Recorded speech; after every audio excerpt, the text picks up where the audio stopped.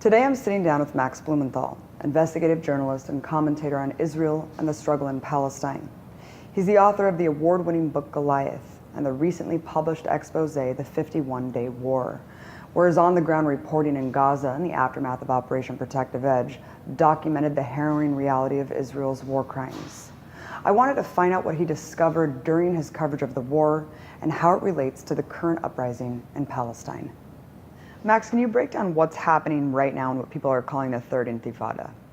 It doesn't fit within the parameters of what we know an intifada to be, which is a nationwide uprising directed by political factions. What we're seeing is a completely disorganized rebellion by a generation of youth who've grown up after the Oslo Accords, which laid the basis for a two-state solution, and the US-led peace process was established.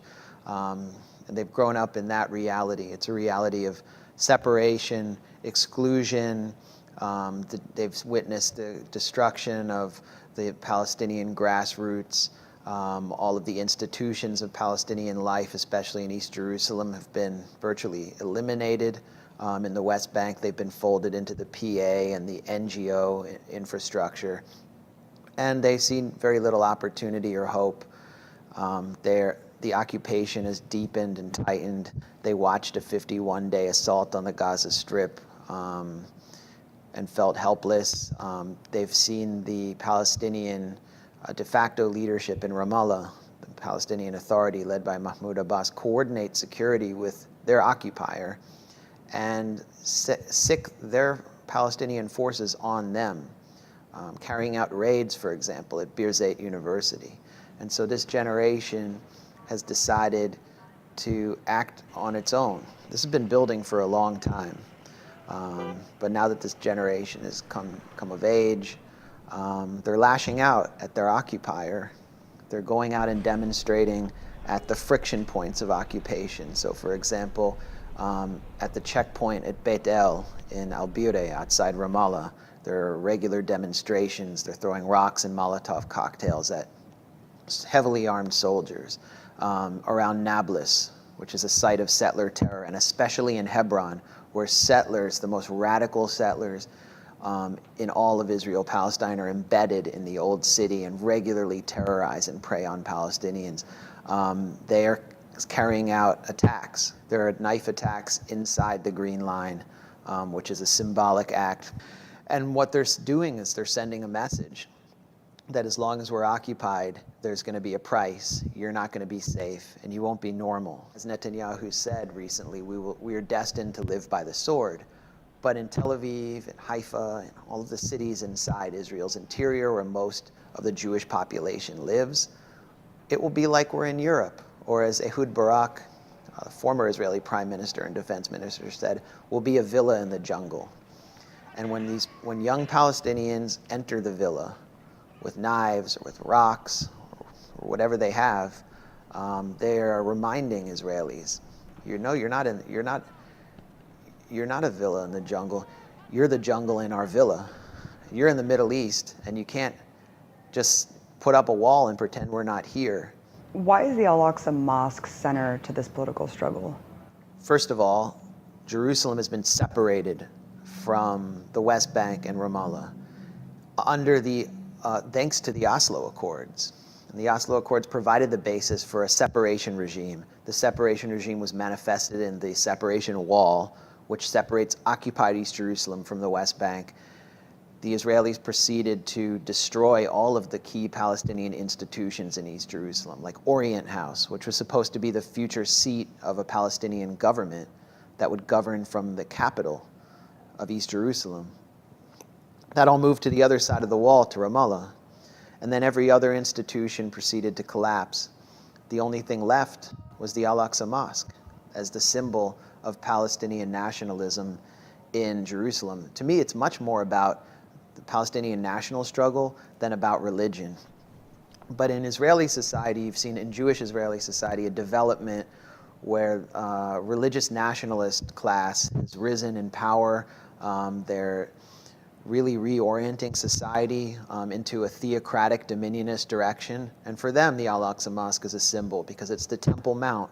There were supposedly Jewish temples there 1,300 years ago, and they aim to rebuild the temple as a symbol of the replacement of Israel as a state governed by civil law with a more theocratic, openly Jewish state, what I would call JSIL, or the Jewish state in Israel and the Levant.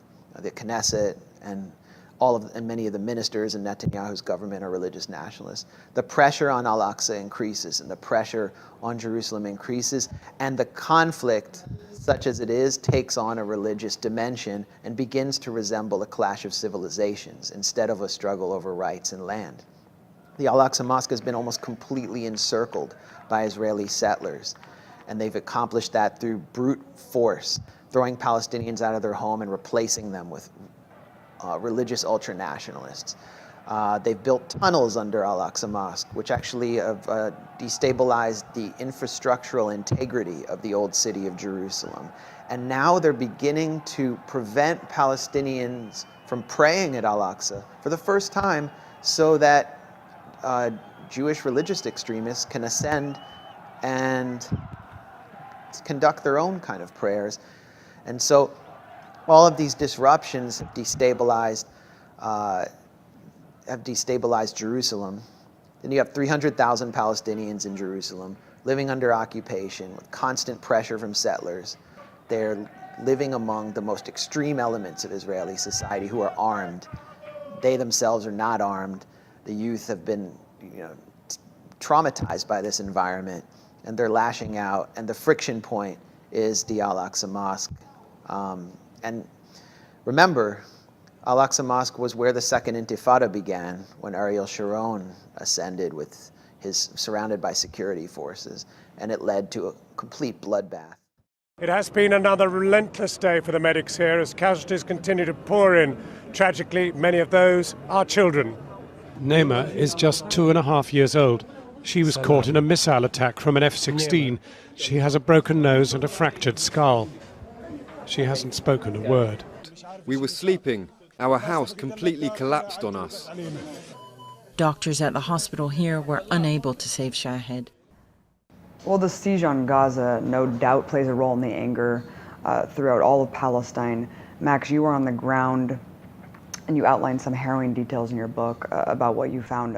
Outline the devastation that took place during last year's 51-day war. I immediately, as soon as I entered Gaza, went to Shujaiya, which was you couldn't really call it a neighborhood. It's more like an entire city east of Gaza City that had been wiped off the map by Israeli artillery and pretty much every mode of destruction available to the Israelis. Every house I went to there, they weren't really houses, they were ruins of homes, and speaking to elderly women and entire families about having their family members summarily executed in front of them, interviewing paramedics who found a woman, an 80-year-old woman in a chicken coop who had hid there for 8 days, living off of chicken feed, pulling dead families, entire families out of homes, and finding that they couldn't pull them out because their limbs would fall off, and having to bring in bulldozers to bulldoze bodies into mass graves, interviewing the Rujela family about fleeing tank fire and leaving their severely disabled daughter on the road in her wheelchair, and then finding her in her wheelchair a week later riddled with bullets. These kind of stories were what I heard day after day. I mean, everywhere I went, I was walking through a real-life horror film, and this was the Palestinian experience in Gaza for 51 days. It was like a sequel to the movie Saw. How do you deal with that psychologically? That's the question we have to ask now, because the humanitarian situation is worse than it's ever been in history. The United Nations Relief Works Agency predicted that Gaza would be uninhabitable by 2020, and it's currently uninhabitable. People are trapped there, most can't leave. And who are the Jewish Israelis, the 300,000 who participated in this operation? How do they think? Netanyahu was reelected, and a surprise to a lot of Americans after Operation Protective Edge. You have to go into a very right-wing eliminationist mindset in order to justify what you did, and it's Netanyahu is able to cater to that. Just the amount of violence I witnessed was only the beginning of a nightmare that's continuing through the present. The Gaza Strip has 80% of the residents of the Gaza Strip, 72 to 80% are refugees. So it's a warehouse for surplus humans. And for the first time, you actually are seeing, for example, a wave of child suicides. I interviewed the father of Salam Shamali, who was killed on camera. Guys, this one. The hand. He was looking for his wounded cousin, and he was killed. It was reported on by international news, and the family, it really affected the family to find out, our son was killed, and we found out because someone emailed us the video of his killing, and we only knew it was him because we recognized the sound of his screams. So Salam's father told me that his other sons and children are making amanat, which is a unique term that doesn't really have a clear English translation, but it means like their last dying wishes. So the violence, of course, is on, it's a physical violence, but there's a psychological component to it. The Israelis threatened to bomb the main hospital, the Al-Najjar hospital in Rafah, and so everyone had to pour out of the hospital, wounded people missing limbs, and the entire medical staff, and the only place left was the Kuwaiti hospital, which is actually a 20-bed OBGYN and geriatric clinic in the center of town that's completely unequipped for this kind of disaster. And the doctor I met there, Samir Holmes, told me that he was treating amputees on the floor, that his own medical staff was coming in dead, and that the carnage got so bad that he had to order ice cream coolers from local shops to store the corpses of infants. And this image that is widely available of 4 infants in white death shrouds in an ice cream cooler, I think is iconic. It's the image that distills the entire sensibility of Israeli society at this point and how little value they place on Palestinian life.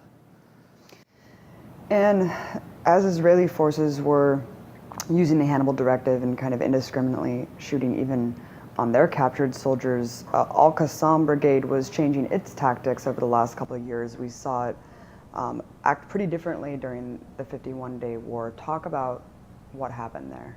The tactics of Al-Qassam as a guerrilla force in face-to-face confrontations with Israeli soldiers was untested.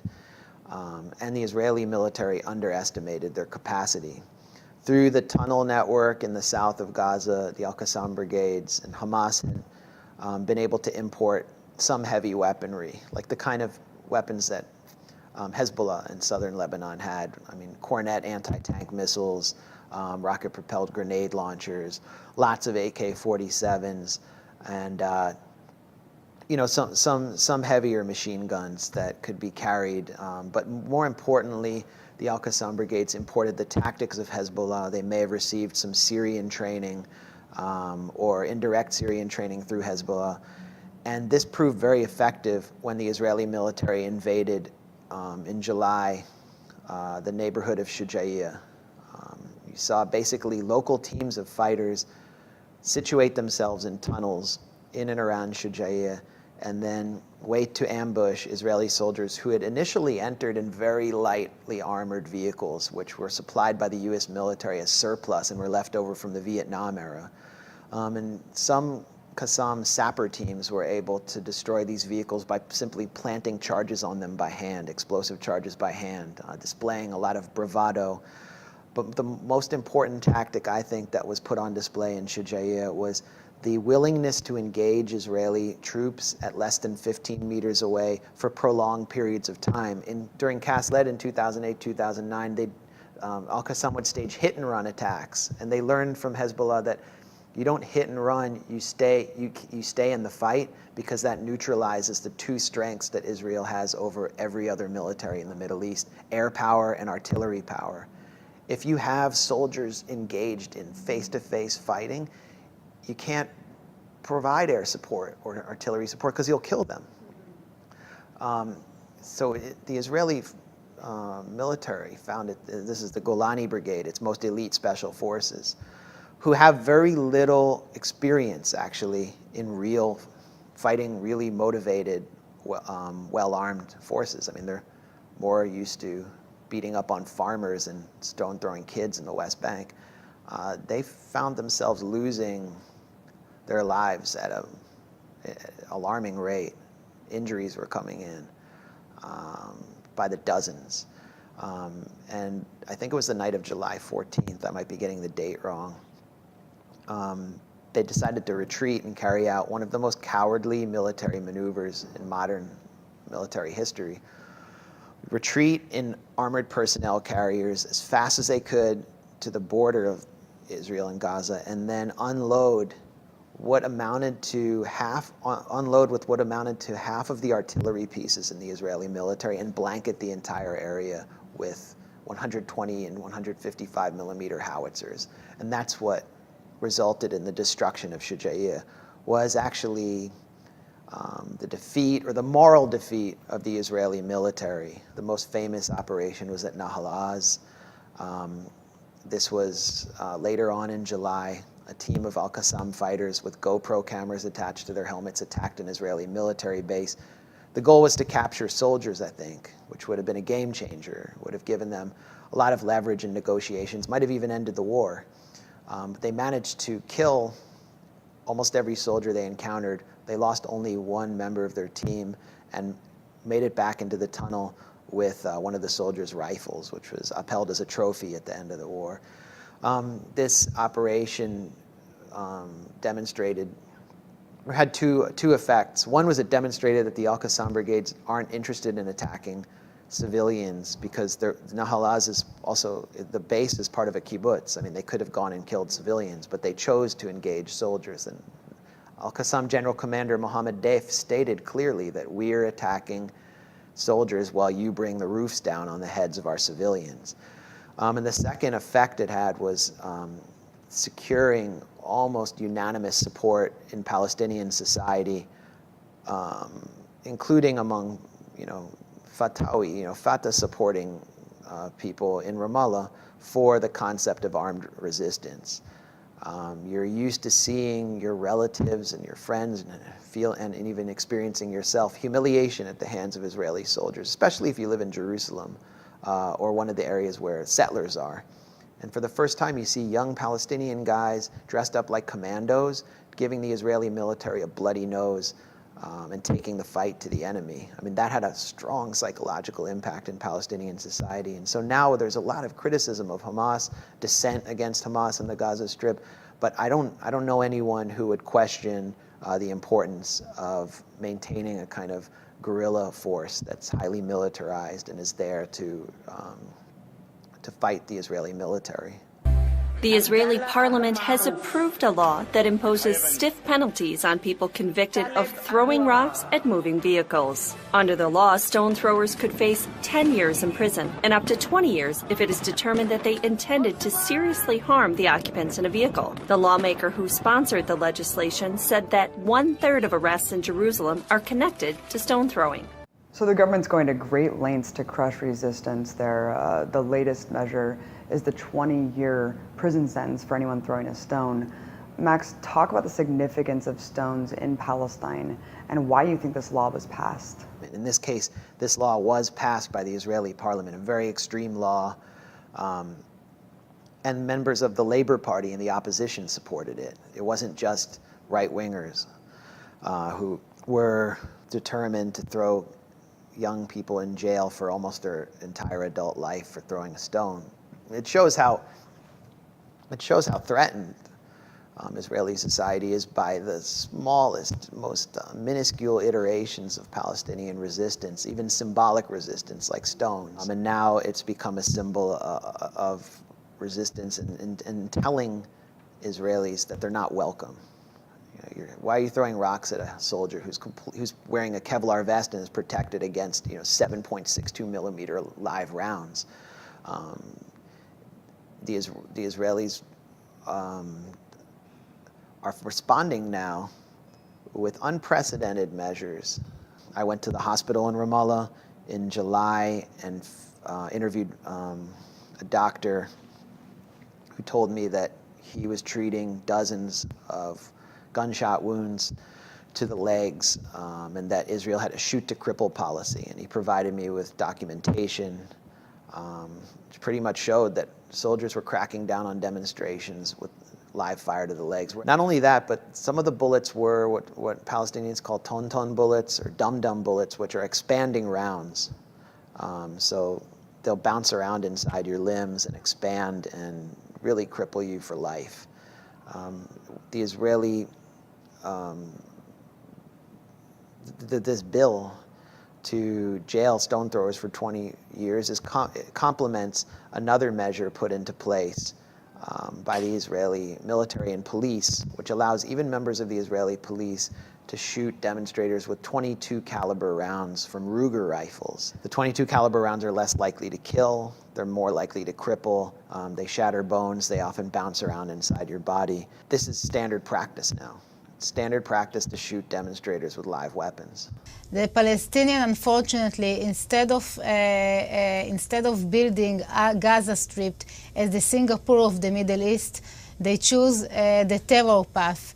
They want to pile up as many civilian dead as they can because somebody said they use, I mean, it's gruesome, they use telegenically dead Palestinians for their cause. They want the more dead, the better. In the letter, and I'll read it to you, you say the formerly populated areas will be shelled in Gaza with maximum firepower. The entire civilian and military infrastructure of Hamas will be destroyed entirely. And then you say those who insist on staying will be required to publicly sign a declaration of loyalty to Israel. People might be surprised to learn that Netanyahu is actually not the most right-wing Israeli government, that it's actually just gotten more and more right-wing over the last decade. Benjamin Netanyahu, I've been saying for the last 2 years, exists at the hollow center of Israeli politics. I talked about the generation of Palestinian youth, the post-Oslo generation, and how they've developed, but within Israeli society there's been a parallel development with the post-Oslo generation that's extremely radical, sees no hope for a two-state solution or a peace process. Their approach to the Palestinians is that there's no partner for peace and that they only understand force.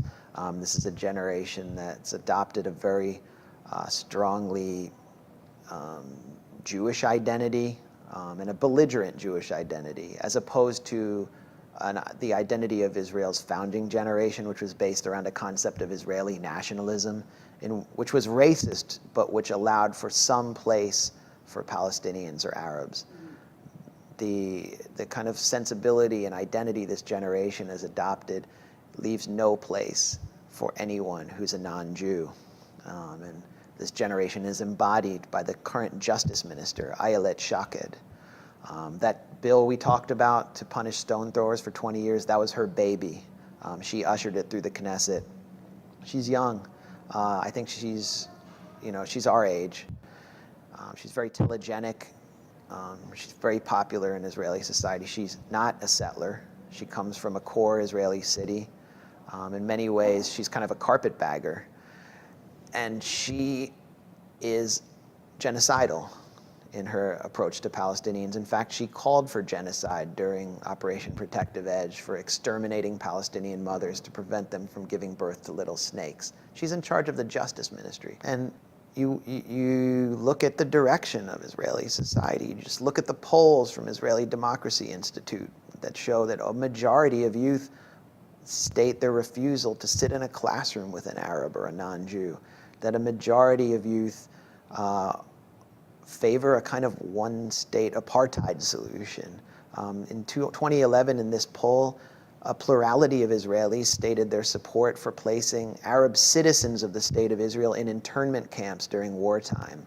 3/4 of Israelis in a recent poll reported by the Times of Israel, 3/4 of religious nationalist Israelis declared their support for the full ethnic cleansing of Palestinian citizens of Israel, the 20% of Israel who are Palestinian citizens.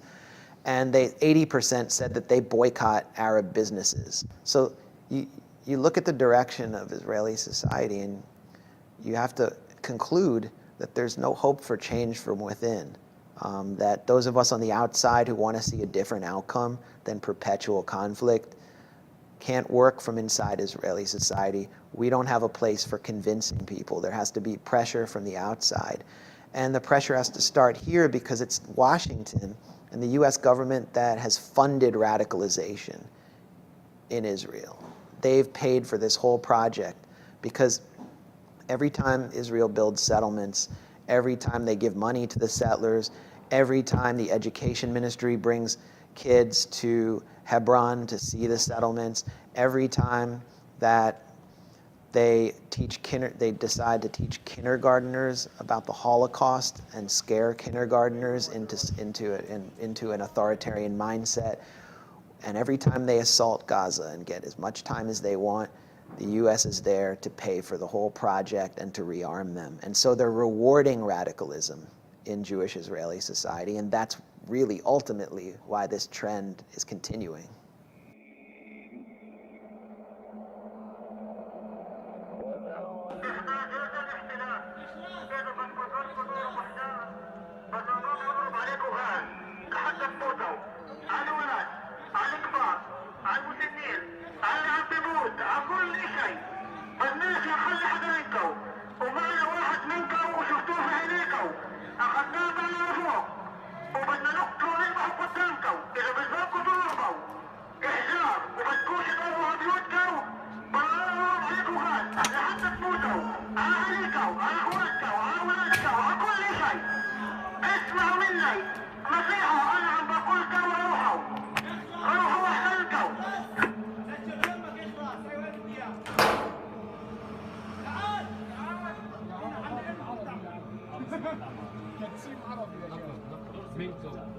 لا بدرسي 48 منكم